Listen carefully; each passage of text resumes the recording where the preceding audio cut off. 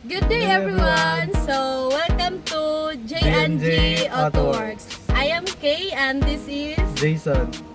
Hello guys, good day. We nagtrabaho ta karon sa Chevrolet Spark then atong buhaton mag-assemble ta og disassemble sa iyang dashboard. the customer complaint of this unit is no calling, so recommended to do cleaning lift test.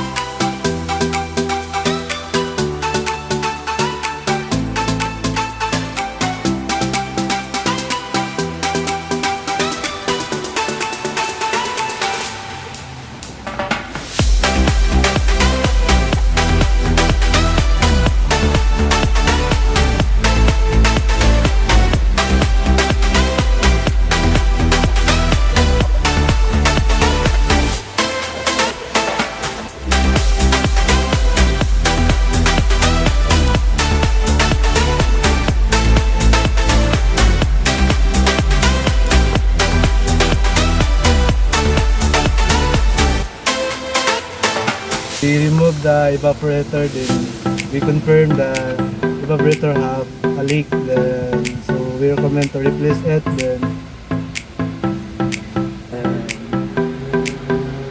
we recommend to replace. Then for now wala pa stock tungkol sa virus, sa pandemic ng virus.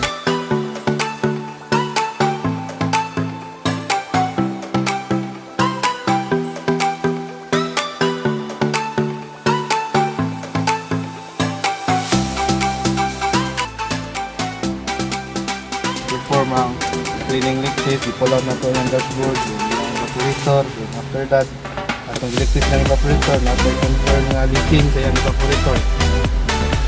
Virus, kung sa pandemic ng virus, may karoon na ito sa i-assemble kung ganito na sa owner.